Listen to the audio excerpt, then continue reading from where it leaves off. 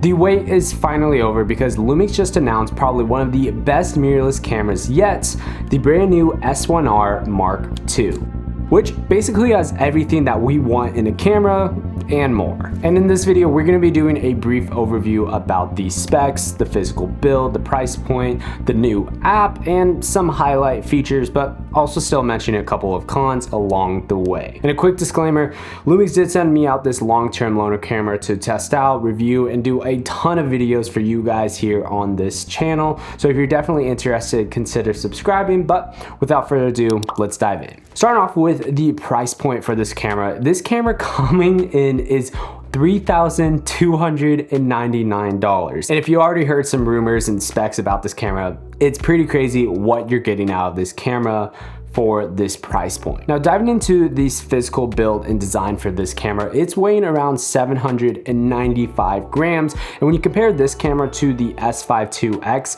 it's almost the exact same body design apart from being a 1 millimeter or basically 0.1 inch smaller in depth, but the same width and the same height in terms of the size of it, which is really impressive with the specs and features that you are getting in this camera. You do have that 44.3 megapixel sensor on here, which is giving you a ton of video specs and a ton of video and photo amazing features, which we'll dive into in a second. But continuing on, you do have what I like calling the tilty up and tilty out, but you kind of have the tilt free angle, which you can go all the way up, you can go out, you can go all the way down, you can flip this. This is literally probably the best camera angle monitor that I have seen be developed from LUMIX. You do have a front record button and also a front tally light and a rear tally light to tell when you are recording. And there's also a setting where you can have the shutter be closed on the sensor when the camera is powered off in the settings. There's C1 through C5, so you have a ton of different custom modes for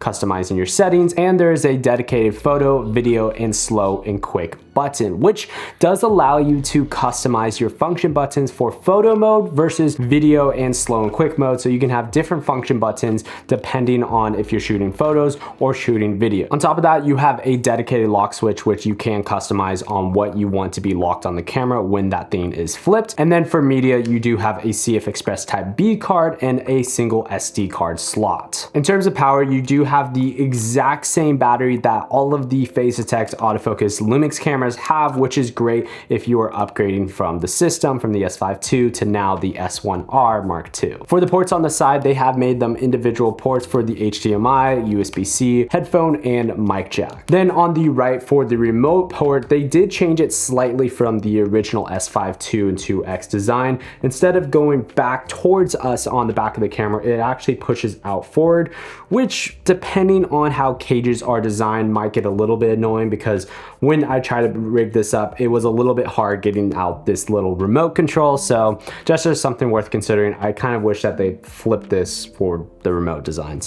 And then moving on for some photo specs. Now, briefly just want to say this, I am not a photographer by really any means. I am a videographer and a filmmaker first, running a video production company. I do take photos for my clients. Primarily, I am a filmmaker, so I'm going to just briefly touch point on this. Like I mentioned earlier, this is a 44.3 megapixel sensor, but for high res mode, you can get up to 177 megapixels handheld, which is pretty crazy. But more impressively of that, you do have a 40 frames a second for the electronic shutter, a 10 frames a second for a mechanical burst for 12-bit, and then 9 frames a second for a mechanical shutter for 14-bit.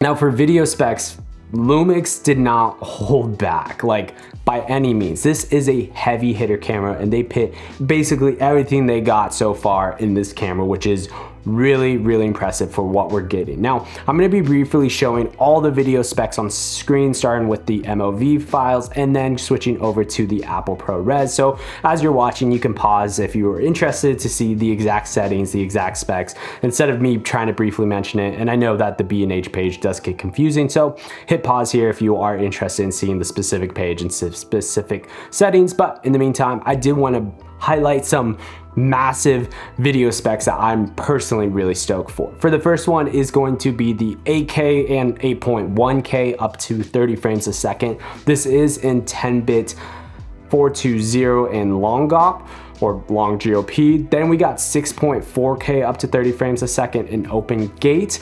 Currently, unless there's a firmware update right now that's showing open gate up to 60 or 48 frames a second, and they just wanted to save that for the day of launch, which if they do, I'm calling that right now. Currently, there is no 60 frames a second in the sample model that we have received, but there is going to be a firmware update that I know of that we are going to begin 8.1K and 7.2K open gate settings. So I'm really hoping maybe there's a slight chance for open gate 60 or open gate 48 frames a second, which if there is, I'm gonna be making a video about it really quickly because that is the one setting that I am missing out on. On top of that, we finally have Cine 4K and normal 4K up to 60 frames a second, all intra and long GOP, 422, 10 bits, different things like that. But the biggest thing is it's no crop and it's in phase detect autofocus, which is huge for LUMIX creators and people who've been really wanting to have a 60 frames a second option with no crop and phase detect autofocus. So this is a big win for LUMIX, but it doesn't stop there because we do get Cine 4K and regular 4K, 120 frames a second. This is in 10-bit 420 and there is no crop still, but the only downside is it doesn't have phase detect autofocus and it is relying more on contrast-based autofocus, but still the shots still look. All right, that's all the video specs for this camera, but there's a ton more still of features and things. Vlog, this is a big change for your base ISO, and your dual native ISO has lowered significantly. So if you have dynamic range extension off, your native ISO for Vlog is going to be 200 and 1000. I believe this is just because of the 44 megapixel sensor. Correct me if I'm wrong, let me know in the comments. But because of that, your ISO base levels are going to be a lot lower. And then if you have dynamic range extension on, your base levels is going to be 400 and 2000. Now, what that really means, and I still need to do a lot more testing, is in lower light scenarios, you might be getting better results on the S5 IIX, for example, that has a dual native ISO at 4000 because of the low light performance than on this camera. Again, I still need to do a test on these cameras and let me know if I'm wrong in the comments below. I'd love to hear your thoughts. On top of that, you still are getting 32-bit flow audio internally on this camera via the XLR2 unit, which is additional $500 or so, but you do get two XLR ports and the 3.5 millimeter port on top of this camera. When you plug that in, all three of those ports support 32-bit flow audio directly onto your video files, so you don't have to sync and post. Now, something I'm curious, and I think I'm gonna purchase this and test this out, is there is a Canon hot shoe with the exact same pin mounts on top of this camera, which basically means when you are rigging up this camera, you can have the audio port maybe in a different area instead of on top of the hot shoe, so you can allow your handle still to be on top of here, but have your audio over here or have your audio on top of the handle in different scenarios like that. Now this one is massive. False colors is finally an assist tool that LUMIX is providing. So I've customized this personally for my function buttons to this plus and minus for the exposure tool to turn on and off my false colors on this camera. This is one of the final and last tools that LUMIX was missing, and now it almost in a sense has all the professional video assist tools that any cinematographer would want in a camera. You have your shutter angle, you have waveforms, vector scopes, you have zebras, histograms. Now with false colors is kind of the full and final package what this camera is able to do. Lastly, for features on this camera before I get into stabilization, is they added a brand new 709 color profile, which is called Cinelike A2. And if you can guess what the A stands for, well, this is their take, and this is probably the take on the ARRI Log C3 Rec 709 color profile. baked into this camera.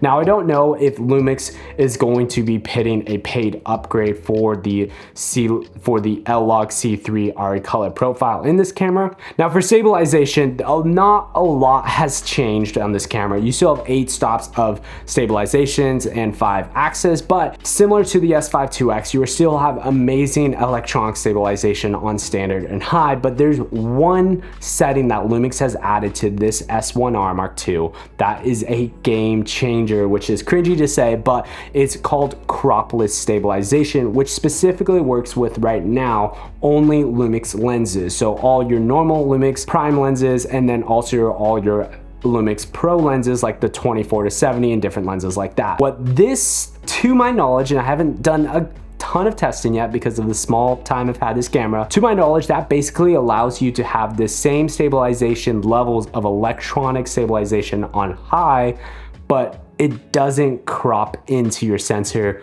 whatsoever. Now, the big picture on what this really means though is if LUMIX is able to continue to improve this technology, which I believe and really highly think they will, this means that eventually when the S1 II, the S1H2, which I'm probably thinking that's more safe for that, if cropless stabilization continues to get better and better and maybe even be able to work with other lenses like Sigma, that means we're more likely getting closer and closer to having internal NDs in a future LUMIX camera with electronic stabilization and with IBIS because of the cropless stabilization with this camera. And then it's also worth mentioning they do have stabilization now for anamorphic lenses, and it has anamorphic support for stabilization. So for all your anamorphic shooters and lovers out there, you are about to be getting some crazy stabilization on this camera for anamorphic shooting.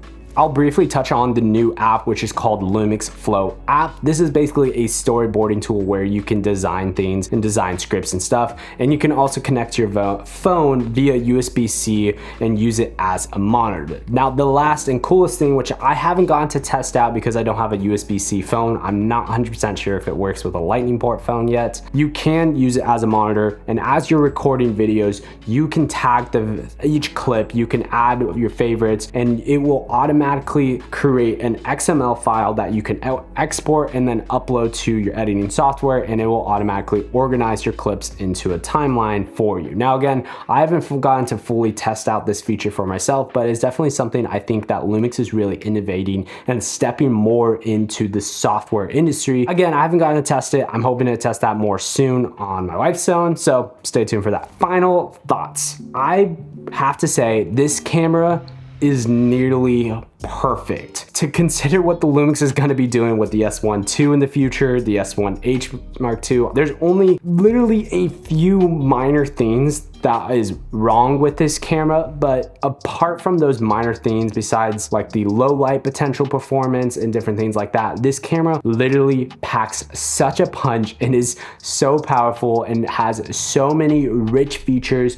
Everything else, false colors that this camera has is going to definitely be a giant splash for what LUMIX is going to do and create massive waves in this industry. Now, I'd love to hear what you guys think about the brand new LUMIX S1R2, and let me know what videos you guys do want me to create on this camera, on this channel. Leave those in the comments down below. But if you are interested in seeing my first impression on the Pixis, check out that video right there. YouTube recommends you might like this video right here. Till next one, guys, peace.